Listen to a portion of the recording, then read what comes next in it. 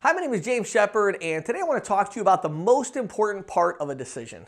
The most important part of a decision.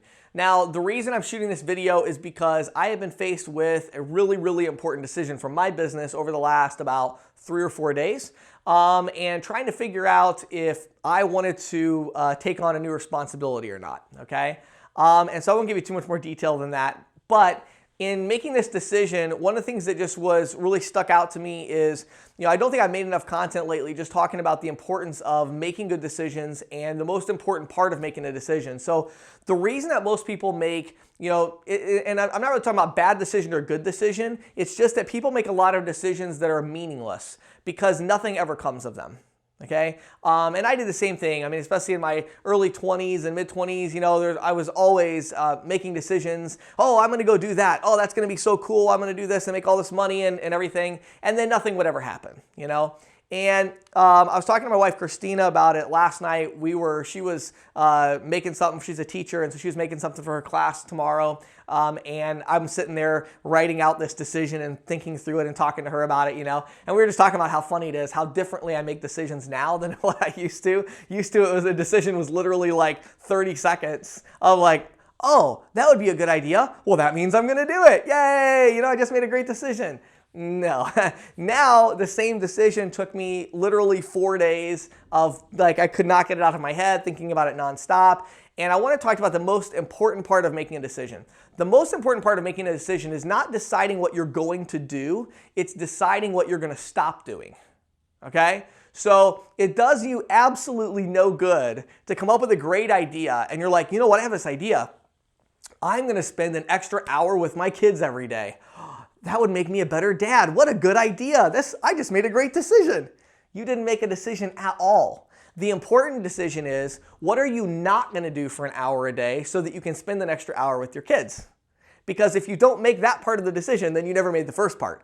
And so you have to stop doing something if you want to start doing something, okay? So as I was making this decision, this is for me, and some of you don't manage your time the way that I do, and that's not putting you down at all or anything, you're just maybe not at that point in your career yet. And so this may sound like nothing to you, but I'm deciding if I want to spend 3 hours a day doing this particular thing for my company. Now for me, 3 hours a day is like an eternity. It's like just tons and tons and tons of time. And so the amount of things that I had to decide I wanted to carve out of my life in order to do that are ridiculous. I'll give you a couple of examples of some of the things I am not going to be doing. So an employee I'm about to hire to help me with this particular project, part of this employee's job is going to be to drive and get me lunch every day. Now you might think, what? Well, I figured out that last week on average I spent 45 minutes driving to go get lunch and then either eating lunch there or bringing it back. Well, there's 45 minutes a day. That's part of it. And there's just all these little things like that I had to go oh man, I really like doing this one thing, but I can't anymore. I got to cut this out. Something else I found that I was spending about an hour a day on, an hour and a half a day on, that is actually really important to me and I'm really excited about it and I'm going to give it up. And so I have to have a talk with one of my employees today about how I'm not doing this one thing anymore. So if you want to make a decision, the most important part of the decision is not deciding to do something. That's the easy part. Anybody can come up with a good idea. Anybody can come up with oh, this would be a good thing to do. The important thing is, what are you not going to do so that you can free up the time to do the thing that you actually want to do? The other part of a decision that is just as important is, how are you going to track your progress and how are you going to have accountability?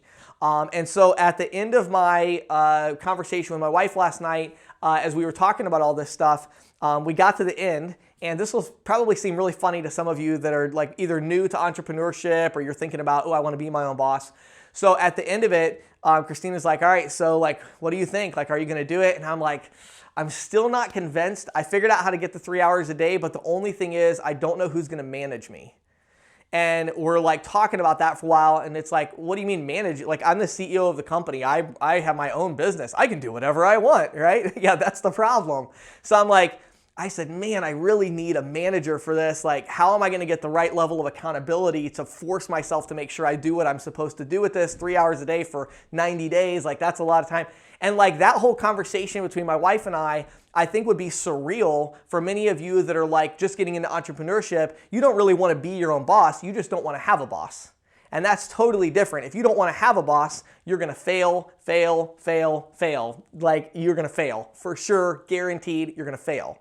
If you want to be your own boss, that's a little different. So that means you have a schedule, that means you have goals, that means you're tracking things, that means you are setting yourself up with accountability and structure and all that. Well, that's a little different. Then maybe you can be successful in business, but you've got to have the structure and accountability. So, I'm breaking it all down, and I know who I'm going to have track the metrics, and then I'm going to share it with all my employees. So I'm going to have group accountability of like, here's what I did today on this project. But I'm like, I don't know if that's even enough because my employees work for me. So if I decide I don't want to do this for a couple days, then I won't. And I don't care. Like, they're my employees. They work for me. And I'm like, man, I just don't know if that's enough. And so I'm still trying to figure that piece of it out and have a couple people in mind that I really respect that or outside of our company that I might share my report with every day too, CEO of another company that's going to be positively impacted by this, and I might have a conversation there and find that accountability on that side to say, hey, can I at least share my weekly report with you and have a quick 15-minute call so that I know that that call is coming, and then I'm going to be embarrassed if I don't hit the goals that I laid out. Like, you've got to have that. And so making a decision, the most important part of making a decision is not,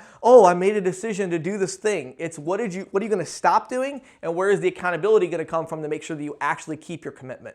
My name is James Shepard. Hopefully that was a help to you today. Thanks for watching and listening.